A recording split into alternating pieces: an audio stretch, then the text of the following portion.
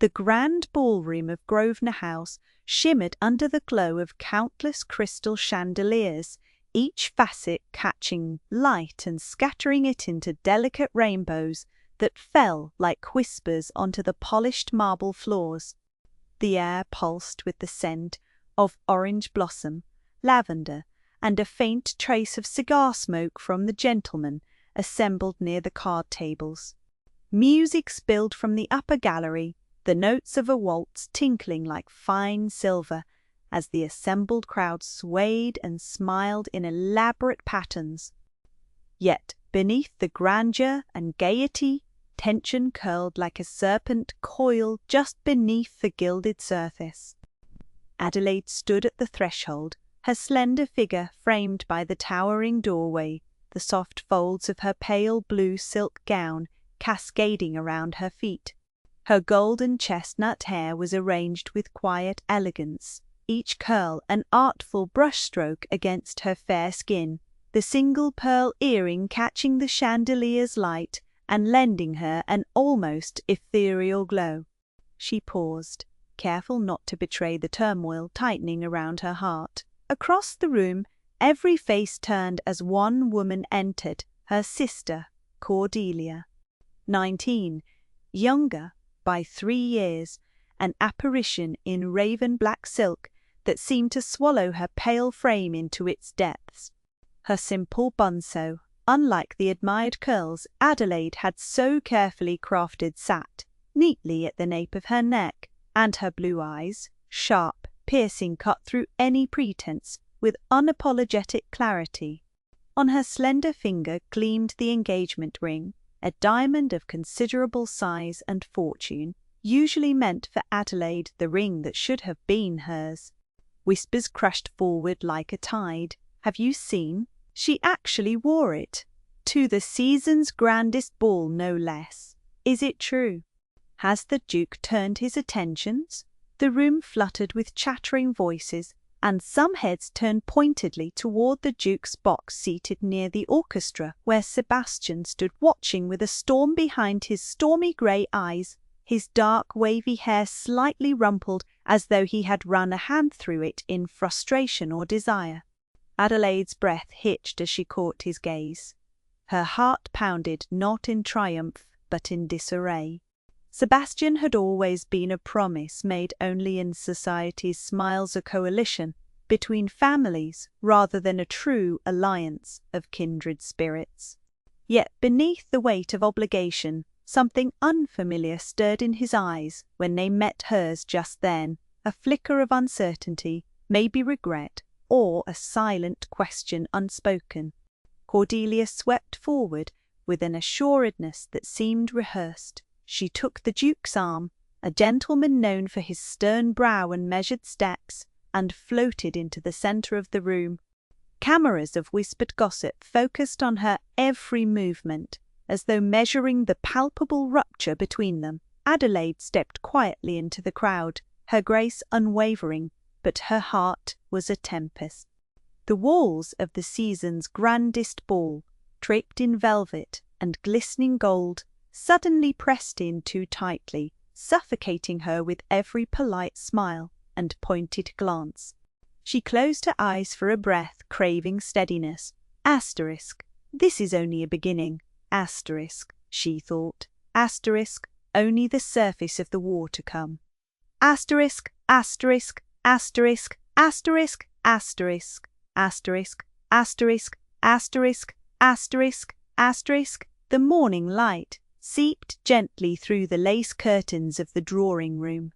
The household bustled with the noise of footmen preparing tea, the soft rustle of gowns brushing along the floor, and the quiet murmur of whispered conversations held in polite secrecy. Adelaide sat upright, her posture impeccable, despite the knots of unease twisting within her.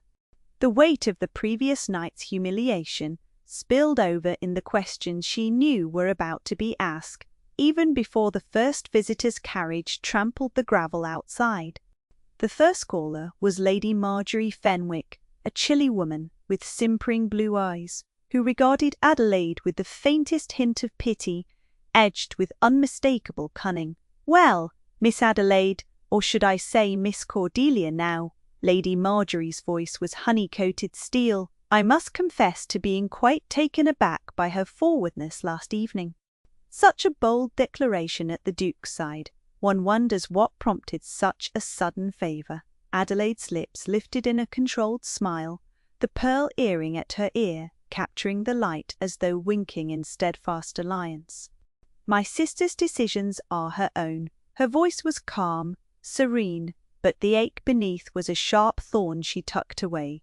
Marjorie's eyes glittered. Yet I cannot imagine the Duke bestowing his favour lightly. Your family must be overjoyed with such an advancement. Adelaide's gaze remained steady, her words carefully measured. The house may well find joy where I find only perplexity. The world, I suppose, adores a good scandal. I can only await the next chapter with equal curiosity. The next callers were no gentler. Lady Isabella Harrington, younger and no less merciless, offered condolences, veiled in a smile. Dear Adelaide, one must admire your composure. It cannot have been easy to witness such a cruel, though inevitably strategic move. Her gloved fingers pressed a delicate handkerchief to her lips.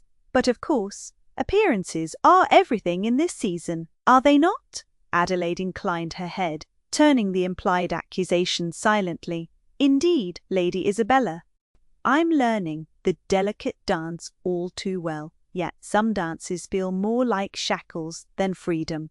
The whispered insinuations and veiled barbs thrummed like a persistent ache through the morning. Adelaide welcomed even this small refuge when a heavier door opened with a soft thud, revealing the presence she had not expected, Sebastian.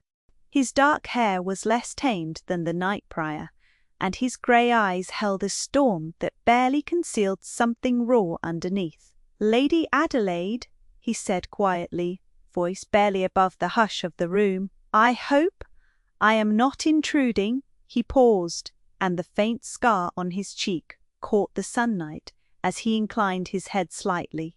It was most regrettable. How things unfolded at the ball, Adelaide's heart clenched inexplicably. No apology would come close to rectifying the seismic blow of last evening. Yet, in his presence, she felt a strange flicker of something more complicated than simple resentment. She studied his stormy face, trying to read between the well-crafted lines of his restraint. Regrettable is a polite word, Your Grace, she said softly, but I appreciate your directness. Sebastian's eyes darkened for a moment. He studied her as though weighing a confession, but chose, instead, distance. The season can play cruel games. I would ask for your forgiveness if I thought it would mend what has been broken. It was as if the words themselves were poison, impossible to swallow. Adelaide's breath caught, her mind swirling. Was this a genuine moment of sympathy, or merely the apologies of a man bound tighter still by society's merciless chains? Did they both play parts written long before either had reason to dream of choice? She rose from her chair, the blue silk of her gown whispering against the floor, voice steady but edged with the sharpness of indignation. Forgiveness, Your Grace, is not mine to give or withhold, nor am I certain what remains to be mended beyond the surface. She hesitated, her voice trembling with an emotion she masked beneath her polished veneer. But I thank you for your candour. The room felt suddenly very small, charged with the heat of unsaid words. Sebastian's gaze flickered away, and then back, as though torn between chivalry and caution. I will not trouble you further, he murmured, but if you will permit it, I would like to speak with you again when you are ready. Adelaide's heart gave a quiet, uneasy lurch. She nodded once, a subtle acceptance that both intrigued and frustrated her. As the morning callers resumed their procession, with their questions, sympathy, and barely concealed malice, Adelaide was left alone with her swirling thoughts.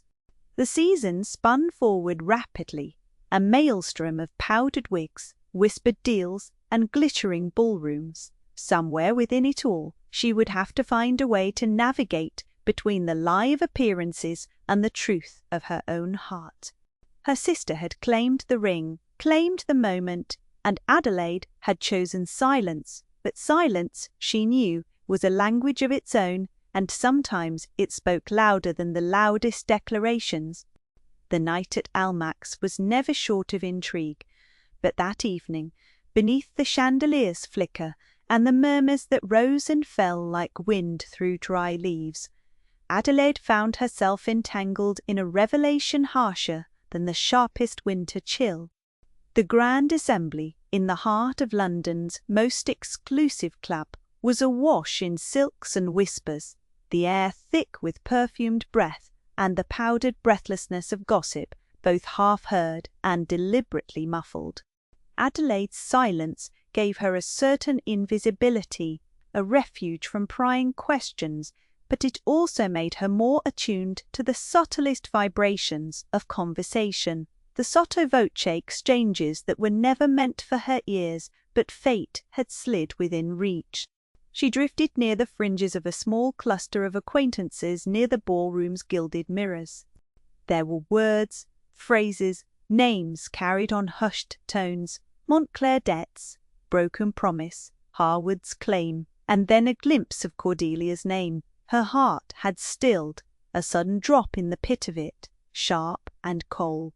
Without meaning to, she edged closer, positioning herself behind a pillar carved with acanthus leaves, the dim lamplight catching the gathered faces in muted relief. "I still cannot fathom how the Harwoods will recover from this," whispered one voice.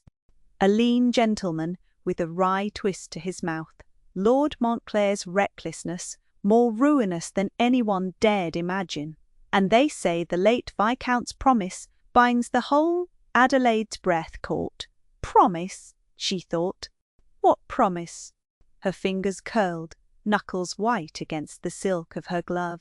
"Indeed," interjected a woman whose voice bore the clipped precision of Lady Worthington, a cruel beauty whose smile was the kind of thing that could slice satin.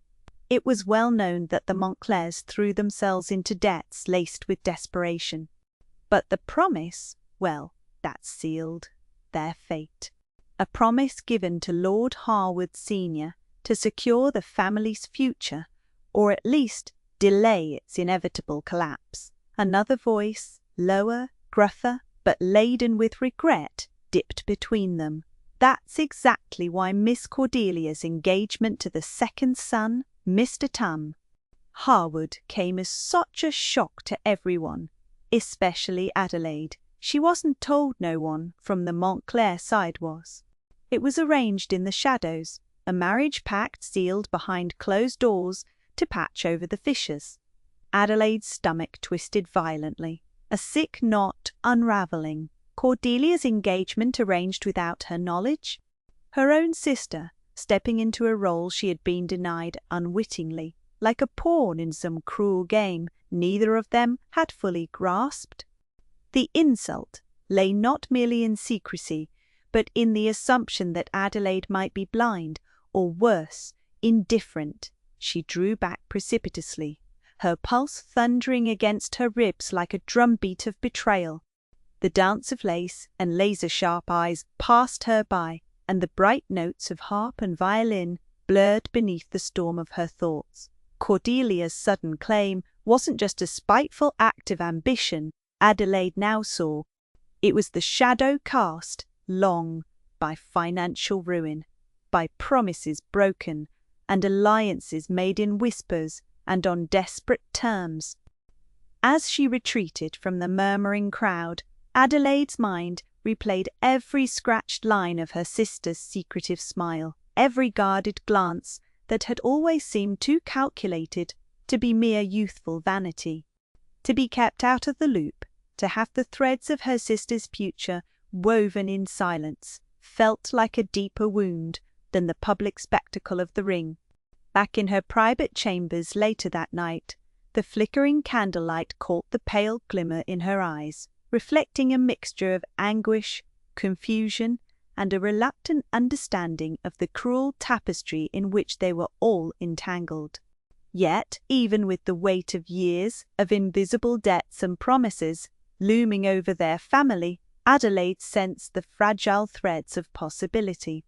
If only she could unravel the bonds tight enough to squeeze the truth free, she might yet find freedom for herself and Cordelia alike. But the season was far from over, and beneath the apathy she cultivated, a dangerous fire was kindling. The next evening, as twilight deepened into a velvet dusk, a soft but deliberate knock came at Adelaide's door. It was a tentative rhythm, as if the visitor balanced decorum with urgency. Adelaide opened it to find Sebastian standing there, his tall figure framed in the low glow of the corridor lanterns beyond. His features, sharp and stormy even under the soft light, carried a look she had not often seen, unmasked vulnerability. "May I come in?" His voice was steady, but touched with that faint edge of hesitation that betrayed the confidence of the public figure. Glancing back into the room, and then meeting his stormy gaze as he stepped inside, the door closed with a soft click, and for a long moment neither spoke. The weight of their family's history pressed upon them, an invisible barrier as imposing as any walls of stone. Sebastian ran a hand through his dark waves, a gesture of unease she rarely saw from a man so accustomed to command. "Lady Montclair," he began carefully, "I come under no pretense tonight but that of courtesy, and perhaps honesty." Adelaide's heart quickened, a tangle of apprehension and reluctant curiosity. "You intrigue me, your grace."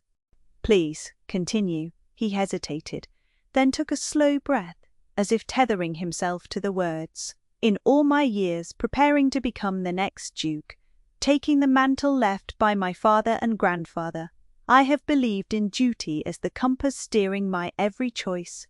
Yet recently, I confess, doubt has crept into that conviction." Her brows knit slightly, a flicker of empathy stirring. "Doubt?" "Yes." Sebastian's voice lowered, confidential and sincere. "What if the role I am to assume is not mine to fulfill? What if the legacy I inherit is but a cage gilded with expectation, not a true path?" Adelaide swallowed, captivated by the rare glimpse of the man beneath the title. Here was a soul burdened, not merely by the expectations of his lineage, but by the gnawing uncertainty that all men of station must confront in private. "Are you afraid?" she asked softly, sensing around his guarded exterior a fragile heart. Sebastian did not smile, but the faintest upward curve hinted at the truth behind his storm. "Terrified, Lady Montclair? To fail, to disappoint, to be the shadow of my forebears, without the courage to forge my own way." For an instant their enmity seemed to dissolve, replaced by the quiet recognition of shared vulnerability. Each bound by chains invisible to the world, chains of honor, expectation, and a history neither fully controlled. Adelaide felt the stirrings of a cautious affinity, fragile but undeniable. "I, too, know what it is to be silent in the face of others' decisions," she confessed, her voice barely above a whisper. "To watch as the pieces fall where they will, with no hand to guide the outcome." The storm within him abating just enough to allow a flicker of trust to pass between them. "Perhaps," he said, "we are both prisoners of a past neither of us chose, but both must face." Their conversation unfolded slowly then, like a fragile dance. Words were chosen with care, the space between them charged with the unspoken acknowledgment that this moment already so precarious might yet form the slenderest thread of alliance. When Sebastian finally stood to take his leave, the familiar weight of his title returned, settling once more over his shoulders like a coat of armor. Yet in his eyes lingered a spark of hope that had not been there before. As the door closed behind him, Adelaide exhaled a breath she hadn't known she was holding. The knight had spoken in a language far more complicated than friendship or rivalry. It was a dialogue of shadows and light, of fears laid bare amid the polished dance of appearances. Her own silence, when it came, was no longer merely the refusal to speak, but a deliberate act of listening, learning, watching. In the grand game of alliances and adversaries, Adelaide Montclair was discovering that sometimes the greatest strength lay not in the loudest declaration, but in the quietest acknowledgment of shared flailing humanity. The sprawling lawns of Ellingford Hall had never seemed so confining. Yet, here Adelaide found herself, swept into the currents of a country house party, where the schedules were measured in unyielding hours, and the guests were forced into a constant circulation of polite engagements and feigned cordiality. She had at first dreaded the prospect of this enforced proximity to Sebastian Montclair. The memory of that final evening in London, where silence had, paradoxically, said so much, haunted her with both anticipation and dread. And yet, as the days eased on beneath the swollen boughs of elms and beeches, beneath the pale gaze of June skies, sown with thin drifting clouds, a fragile transformation stirred in their interactions. It began, as such things tend to, with small, reluctant borrowings of attention, subtle shifts that went unnoticed by everyone, except in the charged silence between Adelaide and Sebastian. Their meetings were awkward at first. A shared position by the library's heavy window, Adelaide lost in the pages of a volume on botany, Sebastian masquerading amusement, but failing badly at hiding it. An accidental meeting on the crooked garden path, where the gravel crunched beneath his boots, as she balanced delicately on a narrow stone wall, collecting wildflowers for an idle sketch. Their encounters, initially sparing and stiff, began to invite a cautious warmth beneath their guarded expressions. "Not often that one finds you here," Sebastian remarked one afternoon, leaning against the broad wooden frame of the library window with arms folded, stormy grey eyes into sharp relief. Adelaide met his gaze for a heartbeat, longer than propriety suggested. "I find the hum of conversation inside too often shallow," she replied with quiet candour, "but it seems the wild things understand one better." He smirked, the scar on his left cheek deepening the intensity of his amused expression. "A safe observation.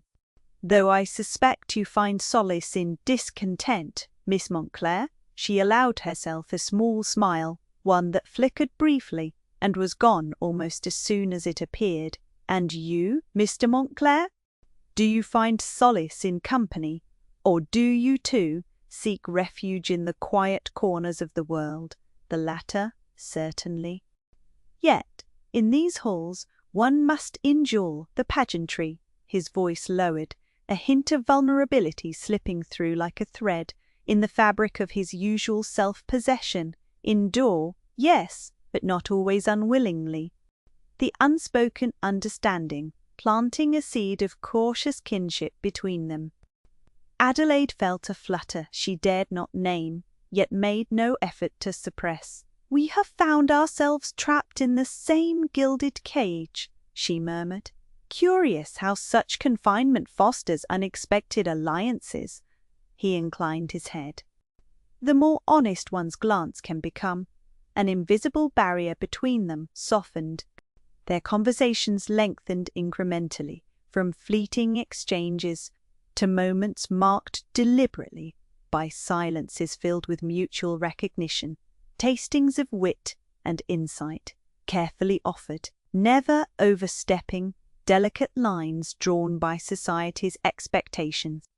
Their sparring began to show traces of genuine enjoyment, an intoxicating blend of challenge and charm that neither wanted to acknowledge but neither could resist. At dinner, the seating arrangement cruelly placed them side by side.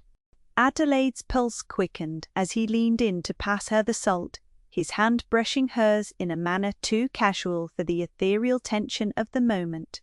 Words followed, like ripples, a comment on the roast seasoning, a teasing remark about the governess's penchant for embroidery, a shared appreciation for the way the sunset dappled the long drawing-room.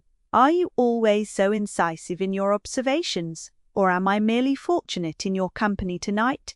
he asked softly. Eyes flickering with mischief. "You fall victim to my practice," she teased in return, taught by necessity to mask sharper thoughts in softer syllables. His laughter was low and warm. "Then I find myself blessed to be included among your sharper thoughts." The candlelight glinted in her hazel eyes, and for a moment Adelaide was swayed by the thrilling risk that hovered between them, a stolen alliance, not sanctioned by their families, nor by the rigid society that bound their fate. Yet, even as the night deepened and the music rose in shimmering crescendos from the distant orchestra, restraint took root once more. Their smiles hid the flickering possibility of something forbidden, a thread of desire woven carefully beneath the fabric of precaution. As the days unfolded, this quiet camaraderie became a sanctuary, a reluctant reprieve from the relentless dance of duty and expectation. Conversations slipped from cautious politeness to sparring banter, laced with warmth and laughter, a shared defiance of the narratives imposed upon them by the world. It was in these moments that Adelaide caught herself wondering if this dangerous closeness might become a refuge, a secret all their own. But it was not a world sealed between two souls alone. Cordelia, ever watchful and increasingly indefatigable in her schemes, watched from the periphery with a growing gleam of resolve that unsettled Adelaide profoundly. Her younger sister's boldness, once a subtle flicker of assuredness, now flared with a daring that felt almost reckless. The morning after a particularly spirited debate on the merits of Byron's poetry, Sebastian had, to Adelaide's amusement, defended the scandalous poet with uncharacteristic ardour. The household awoke to a shifted atmosphere. Cordelia's laughter spilled too freely in the corridors, her advances made with an ease and confidence that shimmered disruptively amidst the delicate balance Adelaide struggled to maintain. She was more frequently found at Sebastian's side in conversation, her bright blue eyes alight with mischief or quiet calculation, and her presence at the ball the previous fortnight, a man the engagement ring not meant for her, now felt like a herald of something more deliberate, more threatening. Adelaide's heart, despite herself, tightened with each encounter. She found no comfort in the knowledge that her sister's gambit was born not simply of youthful folly, but necessity, a truth revealed only when a letter arrived, clutched tightly in the hands of her trusted maid, Marian, late one evening. The note, penned in sharp, determined script, carried truths Adelaide had not wished to confront. She read it by the flicker of candlelight, the room around her dissolving into shadows as Cordelia's motivations unfurled with grim clarity. "My dearest Adelaide," the letter began, the tone both pleading and resolute, "I know my actions have caused you pain and confusion, and for that I am deeply sorry. Yet understand this, our family stands at the edge of ruin, bound by debts and whispered promises that shadow our every breath. I have chosen this path not for love alone, but to preserve what little honour and security remain to us." Her fingers trembled as she continued, the weight of Cordelia's words settling heavily in her chest. The engagement ring on Cordelia's slender finger was a symbol not merely of affection, but of survival, oath, calculated alliances, forged in shadowed desperation. The truth cut as sharply as any blade. Cordelia's boldness was a shield, her smile a mask worn to protect the fragile threads that held their family intact. Adelaide folded the letter slowly, the silence in the room pressing against her like an accusation. She understood now the unspoken sacrifices beneath her sister's daring, the labyrinth of motives tangled with thwarted desires and muted fears. And yet, jealousy, bitter and unwelcome, clenched at her heart. For, in Cordelia's brave gambit, Adelaide sensed a loss, not just of her sister's innocence, but of her own chance at love and trust, at belonging. The chime of the distant clocks marking the approach of midnight seemed to echo the turmoil within her, the unvoiced question of what duty and desire truly meant when they collided so violently within the walls of a family divided yet irrevocably bound.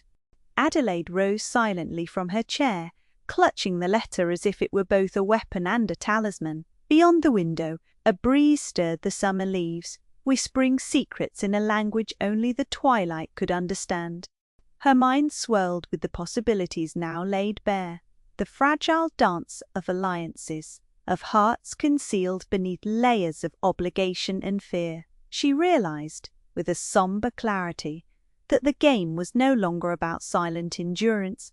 It was about choice, about what sacrifices she was willing to make and what truths she might yet dare to voice. And through it all, the invisible thread between her and Sebastian tightened, pulsing with a promise as uncertain and thrilling as the turn of a card dealt in the shadows of a well-lit ballroom. It began with a whisper barely audible above the rustle of silk gowns and the clink of silver spoons against fine china, a murmur snaking its way through the gilded halls and private drawing-rooms where the ton convened under the guise of civility. Cordelia Harwood, youngest daughter of a family renowned for its impeccable standing, was seen in a compromising position with a man whose name scandal had already sullied, Mr. Lionel Graves, a notorious rake whose reputation for debts, jewels, and disregard for honour was second only to his penchant for breaking hearts and social codes alike.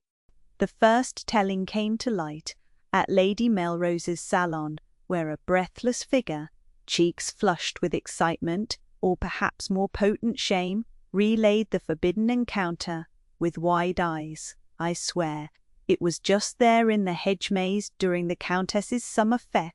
I saw them, Cordelia and Graves spoken low, too close to be innocent, his hand upon her wrist. As if to stop her from fleeing, the teller's voice dipped lower, conspiratorial, as if confessing a secret that might upend an empire.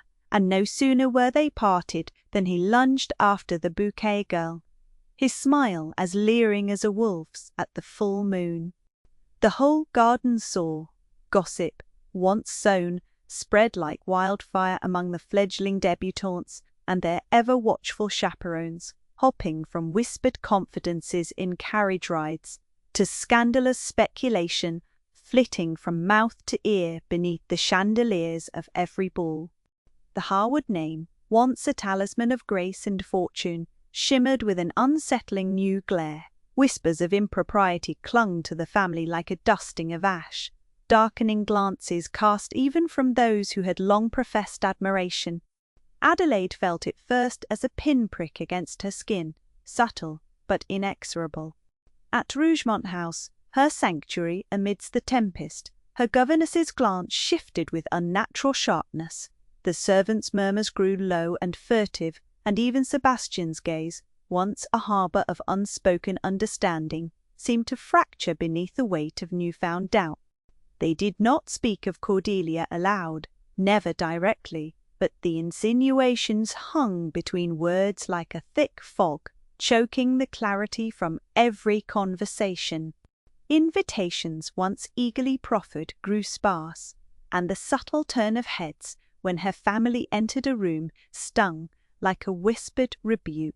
And yet, amidst this mounting disquiet, Adelaide clung fiercely to silence, for she knew that any word spoken now would be twisted to serve the narrative society was desperate to weave. But still, the question that haunted her was not only what Cordelia had done, or with whom, but why. What desperate hunger had moved her sister into the arms of a man so vile, so reckless, a man who, were the truth known, sought only to exploit the vulnerable and embroil others in ruin. What secret fears or hopes had driven that choice? As days bled into restless nights, Adelaide found herself steeling her resolve against the tides of judgment. It was no longer merely her reputation at stake, but the very fate of her family, the precarious balance of power threatened by these whispers of disgrace. Her heart ached for Cordelia, trapped beneath the iron gaze of society's expectations and its cruel verdicts. Yet, beneath the ache was something colder, something raw and indefinable. The erosion of certainty, the creeping realization that the family she had thought so impenetrably strong was, in truth, riddled with fractures.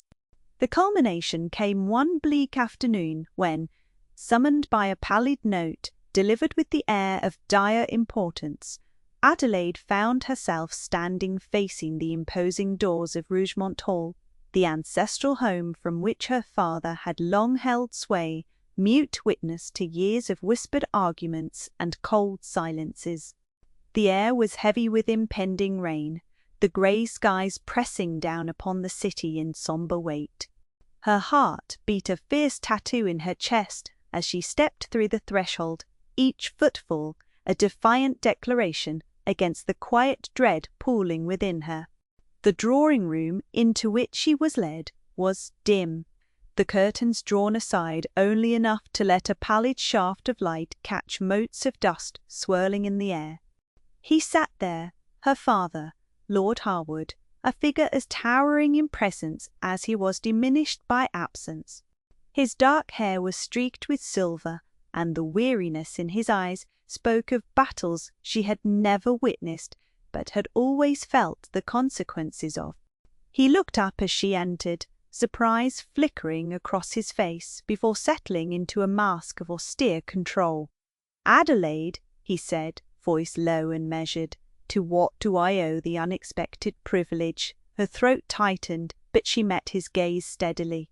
"Answers to the silence that has bound us for years, and to the questions that now poison our name." He studied her for a long moment, as if weighing whether to retreat behind old scars or to confront what had been festering beneath the surface. Finally, he gestured toward the seat opposite him, and she seated herself with a deliberate grace. "Speak plainly, then," he said. "There is little point in veiling truths when the consequences have already taken root." She drew a slow breath, steady, despite the tremor at the edge of her voice. Why did Cordelia do it? Why risk everything for what appears to the world as ruin? And why have we kept the true state of this family hidden beneath a veneer of lies? For a moment he said nothing, his fingers drumming absently on the polished oak table.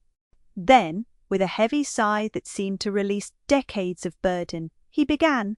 "The fortunes of the Harwood name have dwindled more rapidly than you know, Adelaide," he confessed, voice bitter yet tinged with a weary regret. "The investments I entrusted with trusted men vanished like smoke. Debts accumulated in shadows, debts the newspapers dare not print for fear of scandal overwhelming the ton." Her breath caught a cold wash of disbelief and dawning understanding. "You mean we are bankrupt?" "No, not bankrupt in the legal sense, but the financial ruin is near complete. Our creditors grow restless, and the family's pride is the only thing preventing them from seizing what little remains. That is why Cordelia's association with Graves, as reprehensible as it is, was a desperate attempt to secure an alliance, or perhaps leverage that might buy us time." The words struck her like a lash. All the silent sacrifices, the masked desperation, the choice made by her sister, was no reckless folly, but a calculated gamble born from a cornered heart. Adelaide's mind reeled. So the engagement ring she flaunted at the ball, it was a facade, a token of hope, more than reality? Her father nodded grimly. A symbol meant to project strength, to conceal the hunger beneath. The Harwoods have long been masters of illusion, but the cost has always been dear. She folded her hands in her lap, feeling as if the ground beneath her had shifted irrevocably. And what of you, father? Have you truly faced what must be done? Or do you cling yet to the old ways, to the pride that blinds? A flicker of pain crossed his expression, and for a moment the formidable lord was laid bare, a man as trapped by circumstance as either of his daughters. I have erred in pride, yes. Too long I have hidden from the truth, hoping it might dissolve or correct itself. Adelaide gathered a fierce calm within her, emboldened by the fragile humanity revealed in this confession. Then we must act, together, not as fractured pieces of a once great house, but as united. Cordelia's actions, however ill-judged, were cries for survival. We must listen before society crushes us entirely beneath its merciless heel. He regarded her with something near admiration now, tempered by a grudging hope. Your voice has strength I did not anticipate, Adelaide. But from the bitter lessons of loss and silence, her eyes locked onto his, fire simmering beneath the surface. I will not stand by and watch the Harwood name be torn asunder. But this time I will not be silent. Her father exhaled slowly and inclined his head, a silent pact forged in the shadowed room. Outside the window the skies finally broke, releasing the first heavy drops of rain, cleansing relentless like the reckoning to come. As Adelaide rose to depart, a new resolve settled within her bones. The game had changed. No longer would she be a pawn in a dance dictated by appearances. Now she was a player, and the stakes were more perilous and more personal than she had ever imagined. Sebastian's footsteps were light against the polished floor as he paced before the tall draped window of the drawing-room, the lenses of his mood darkening like the sky beyond. The room smelled faintly of beeswax and old leather, a fragrance mingling with the subtle notes of pipe tobacco that clung to him. Adelaide, seated near the fire, watched him carefully, but said nothing at first. The fragile truce forged with her father had loosened some of the tension within her, yet the turmoil of the Harwood name still weighed heavily, like a storm cloud ready to burst. At last he halted, turning to face her fully. His stormy grey eyes seemed suddenly wearier, the furrow in his brow deepening. I have long buried much of myself beneath the expectations heaped upon us, Sebastian began, his voice low and edged with something close to shame. Not merely the burden of the estate or holding the Harwood title, a curse that has haunted my family for generations. He swallowed hard, his fingers brushing the slight scar on his cheek, an old reminder of both physical and psychological battles. It is said, quietly, that each Harwood duke before me has fallen to madness or ruin before they could secure true peace for the house. The weight of that legacy, it is suffocating. I am terrified that I will be the next to fail. Adelaide perceived the rawness beneath the carefully maintained facade. Here was a man, so outwardly resolute and commanding, cradling his own quiet torment. His fears mirrored in grim shadow, the threats she herself had long wrestled, the precariousness of their very identities, the invisible chains forged by ancestral legacy and gossip alike. I never imagined the depth of your burden, she admitted softly, dawn and empathy threading through the guarded walls she maintained around her own heart. There is a kind of courage in admitting fear, not weakness, though society might accuse otherwise. You speak of failure as though it were a fate decreed, but it is not a sentence. You have the strength to choose differently. Sebastian's gaze lingered on hers, a flicker of something fragile and unspoken passing like a tremor between them. And yet, choosing that strength does not free one from solitude, he replied, voice thick with melancholy. Few truly understand the price. Adelaide's hands clenched in her lap, a mingling of sympathy and caution bristling within her. This closeness, this unexpected vulnerability he revealed, it was dangerous. To trust too fully was to risk devastation in a world rife with foes masquerading as friends. "I offer you my understanding," she said finally, voice steady despite the flutter in her chest. "But we both wear masks. Sebastian, even as we seek truth, we must guard our hearts. The season has eyes and ears everywhere. I will not be naive enough to believe that sentiment alone can protect us." He inclined his head, a ghost of a wry smile playing at the corner of his lips. "Ever the realist, Adelaide!" "It is both my relief and my torment to have you stand as an ally, yet remain a fortress." Their shared silence stretched, a quieter cord weaving between them. Beyond the glass, rain hammered resolutely against the panes, tracing rivulets down the window, as if nature itself mourned and cleansed in equal measure. The grand dining hall of Harwood Manor gleamed under the warm glow of crystal candelabras, their flames casting long shadows on the rich tapestries and gleaming silver laid out meticulously for the evening's formal dinner. The chandeliers sparkled like captured stars, reflecting sharp dashes of light on the polished mahogany table that dominated the room. Adelaide entered the hall with measured grace, the swish of her silk gown whispering over the floor. Yet, despite the evening's glitter and gaiety, a chill settled in her bones, a premonition sharpened by the uneasy glances she caught from various corners of the room. Her heart tightened as she observed the seating arrangement.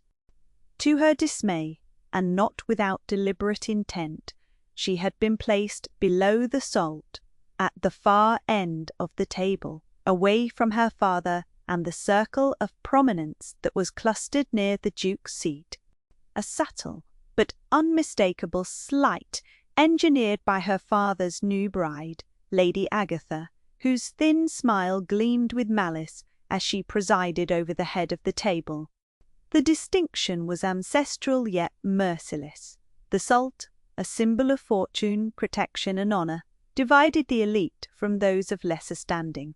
To be placed beneath it during such a significant occasion was a public branding of exclusion. Adelaide's breath faltered for a mere heartbeat, but it was enough to sharpen the fire in her eyes.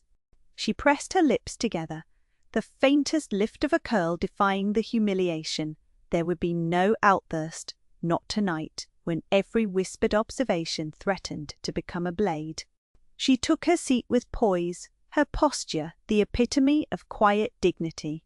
The servants moved with practiced efficiency, offering delicacies and pouring wine, but no words of comfort came from her supposed allies.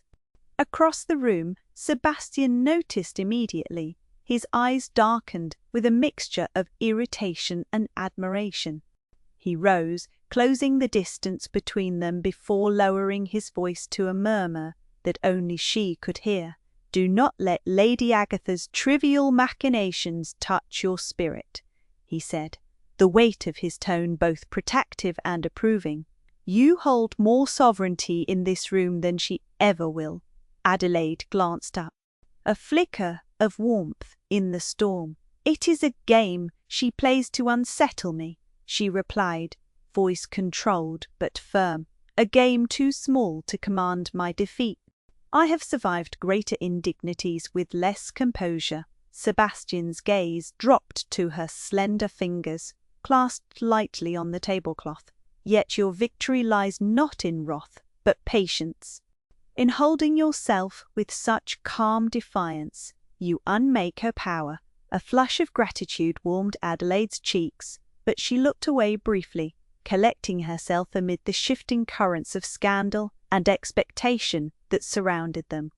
The hall buzzed with conversation, diplomatic pleasantries, veiled barbs, the polite laughter that thinly veiled jealousy and ambition. Conversations hinted at the ongoing intrigues, whispers of dowries, rumours about Cordelia's boldness, and speculation about what Adelaide's next move might be. Alone amid the sea of glinting eyes and polished manners, Adelaide found a strange solace in Sebastian's steady presence. He did not offer hollow praise or perform the usual courtly gestures so common among their circle.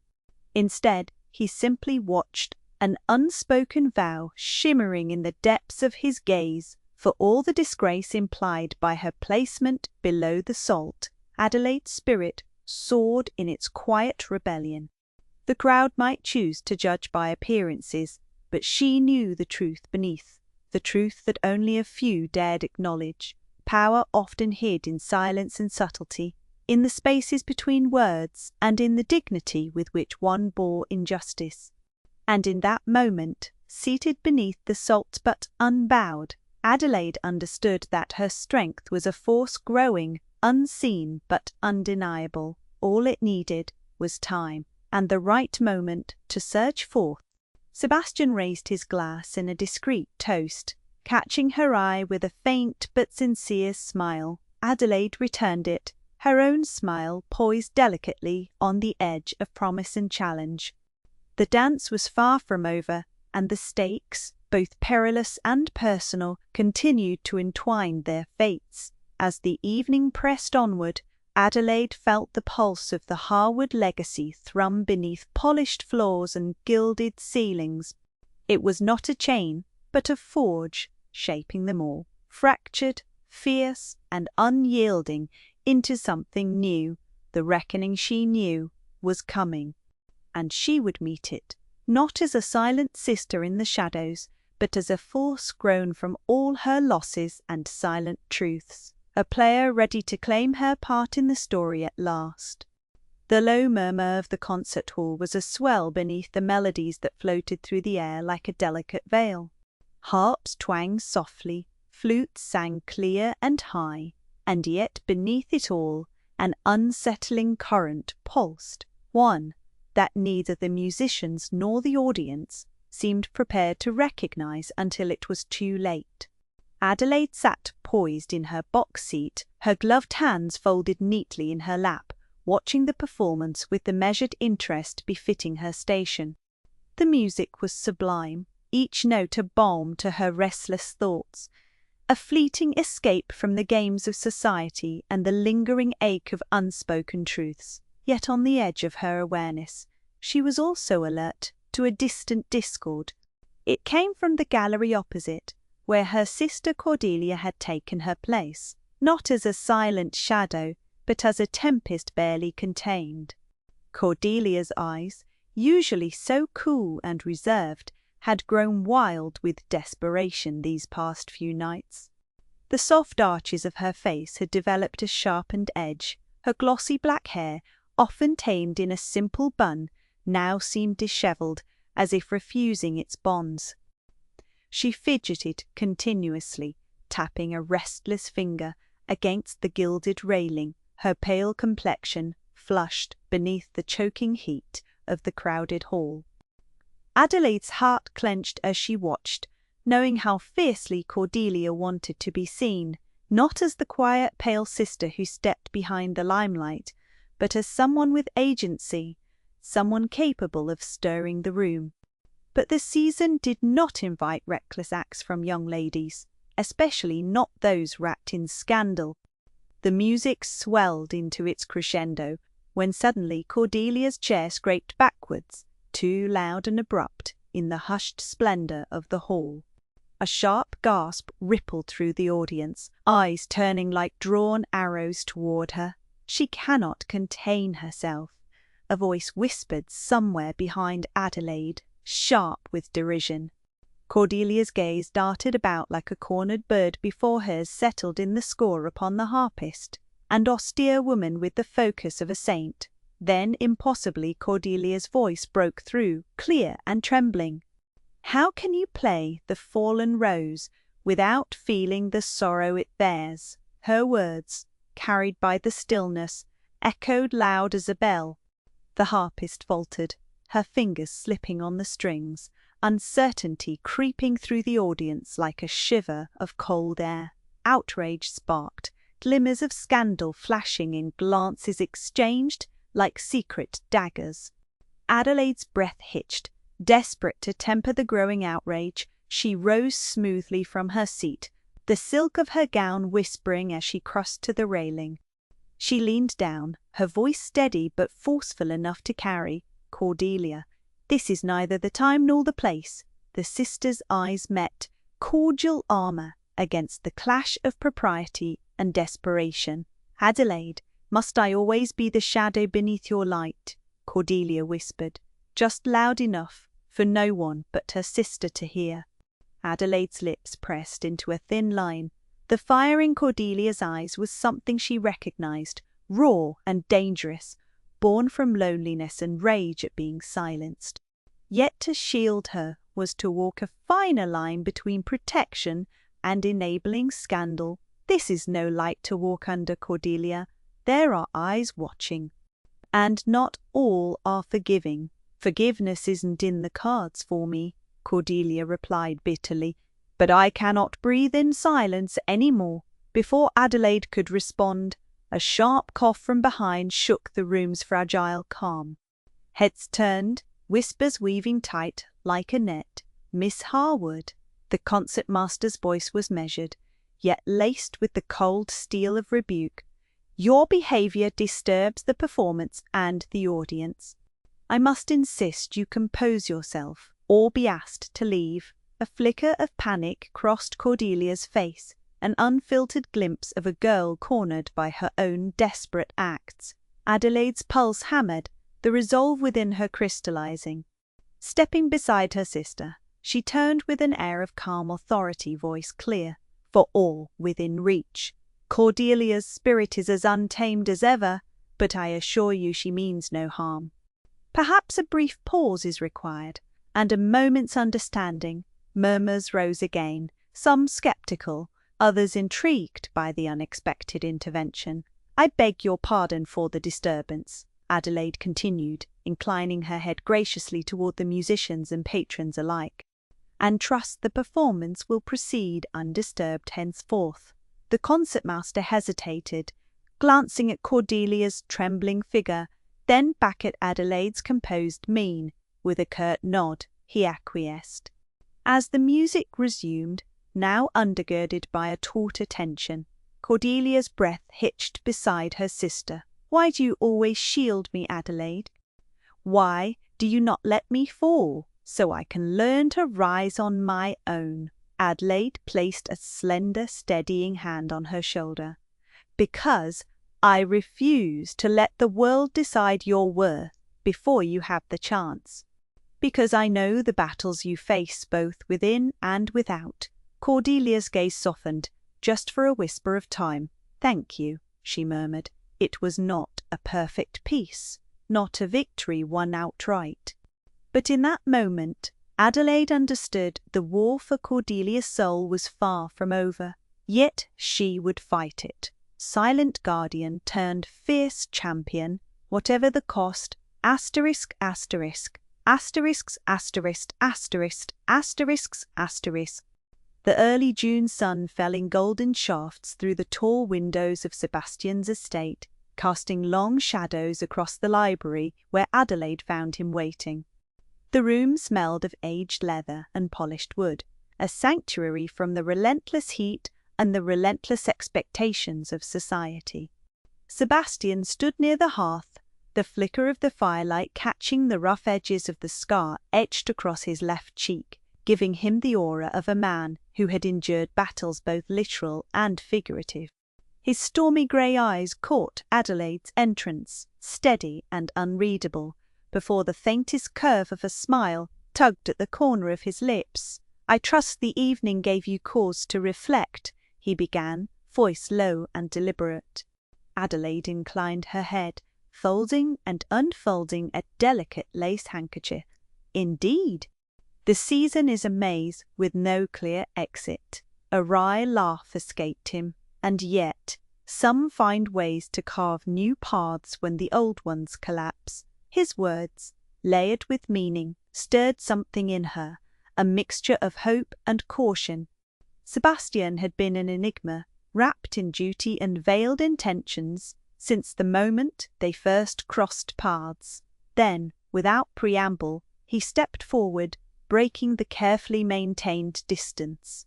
An unusual one, perhaps, but sincere.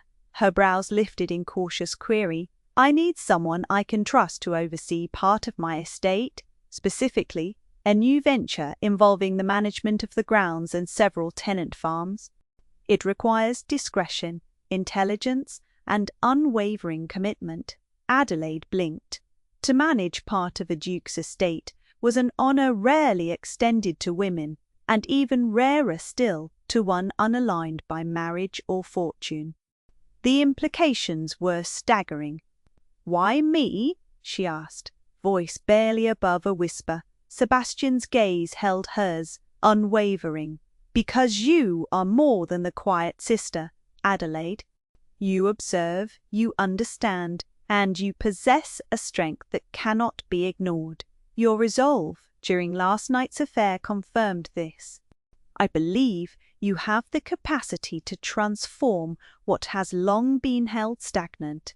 The air between them thickened, the offer rippling beyond pure practicality.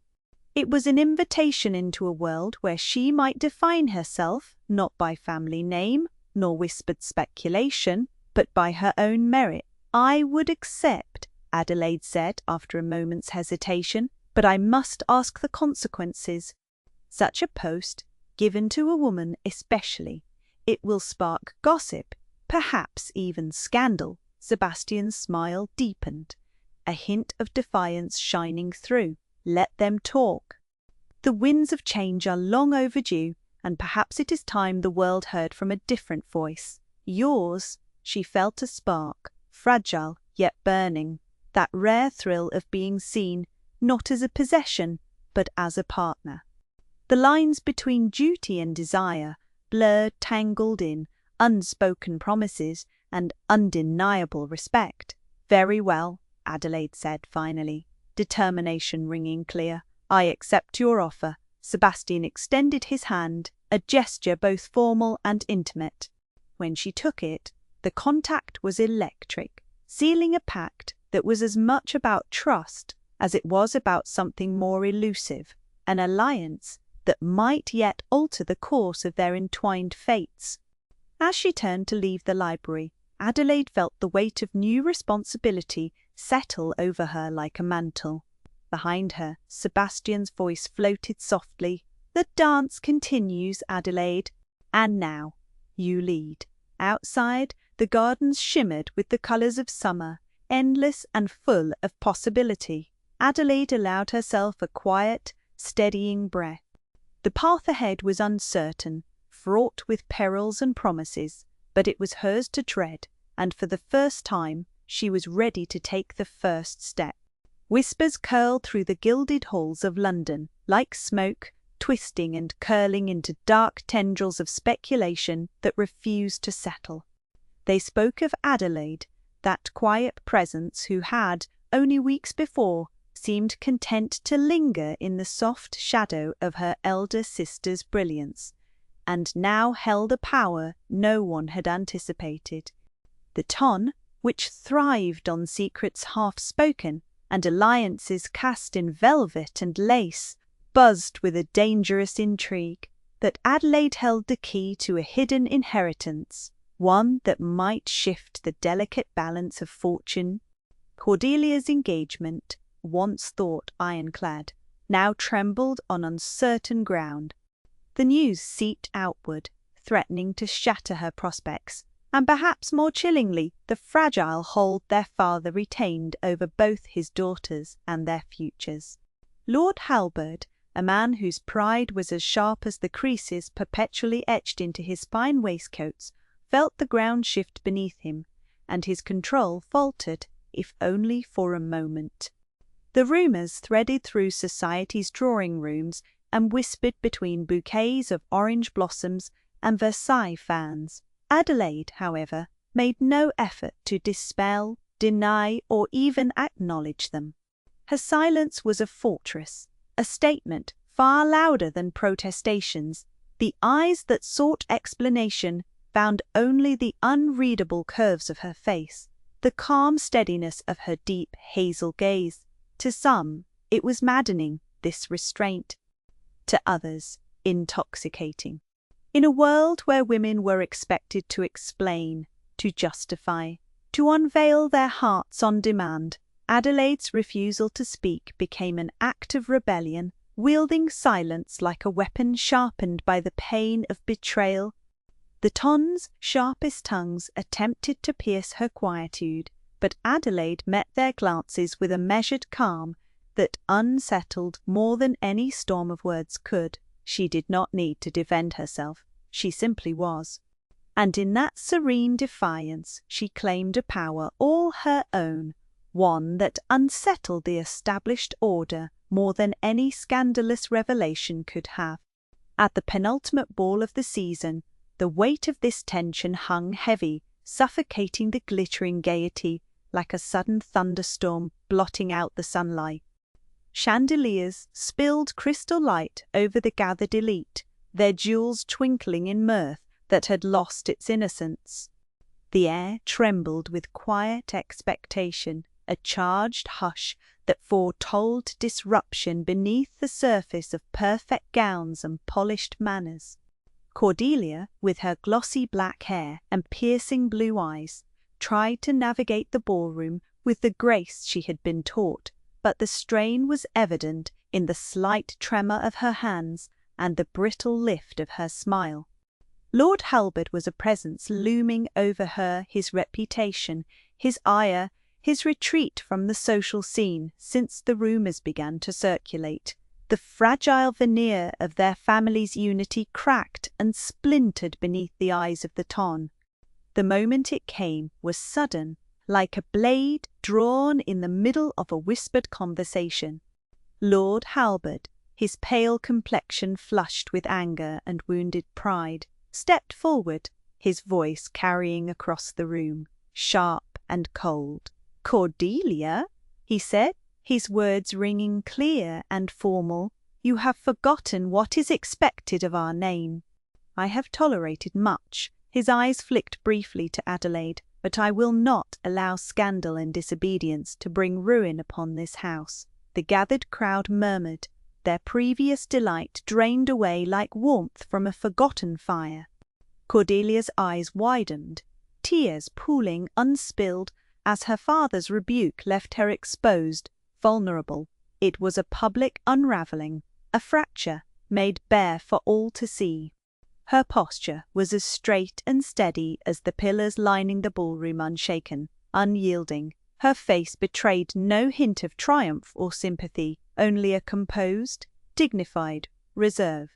Where others might have sought to intercede or explain or even defend, Adelaide held her silence, the quiet of resolute defiance playing across her features. Across the room, Sebastian watched her. His stormy grey eyes were fixed unerringly on Adelaide, unwavering and intense. There was something in his gaze, a mixture of admiration, protectiveness, and a growing vulnerability that seemed to signal an unspoken promise. Whatever storms raged, he would not forsake her. Hours later, when the last strains of the orchestra dwindled and the flower-scented rooms grew still, Adelaide found herself in the quiet sanctuary of the servants' wing's secluded garden. Here, shadows gathered like old friends, and night's cool breath soothed the sting of a day marked by whispered betrayals and broken facades. Sebastian approached silently, his presence both comforting. The scar on his cheek caught the moonlight briefly, a mark of battles past, both literal and figurative. He stood beside her, the scent of rain-damp earth and lavender mingling with the musk of his cologne. "I saw your father's words," Sebastian said softly, voice low enough to be a secret between two souls adrift on uncertain seas. He did not hold back. Adelaide's fingers traced the rim of a stone bench, the marble cool beneath her touch. "It's easier to break his daughters than to bend his will." Her voice was calm, almost brittle beneath its quiet strength. Yet I will not beg his approval. I have learned that silence can be louder than any defense. Sebastian's eyes searched hers, as though seeking to understand not merely the words, but the steel beneath. What do you wish from this, Adelaide? From all that lies ahead, a breath escaped her lips, a mixture of yearning and fear. I wish to be more than a pawn in their game. More than a shadow behind Cordelia's light, she met his gaze squarely, her deep hazel eyes shining with a rare vulnerability. I wish to be someone who shapes her fate rather than is shaped by it. He reached out, hesitantly at first, then with growing certainty, and took her hand in his. The contact was a balm and a spark all at once. Then we shall fight together against their expectations, against the tides of fortune and family. You are not alone. Adelaide allowed herself a small, genuine smile, the tension in her shoulders easing for the first time in days. An alliance, then, for now? Until we find a way to write a different story.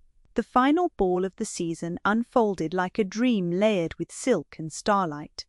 The grand ballroom at Clarendon House was ablaze with candles, the glittering throng wrapped in gowns of velvet and taffeta, the chatter mingling with the soft swell of a string quartet. Adelaide entered quietly, but with a presence impossible to overlook. Her golden chestnut hair was arranged in elegant Regency curls, pearl earrings catching the light with subtle luminescence. Her gown, a refined shade of pale lavender, hugged her slender frame with dignified grace. There was no desperate need for extravagant ornamentation. The calm dignity she exuded commanded attention without effort.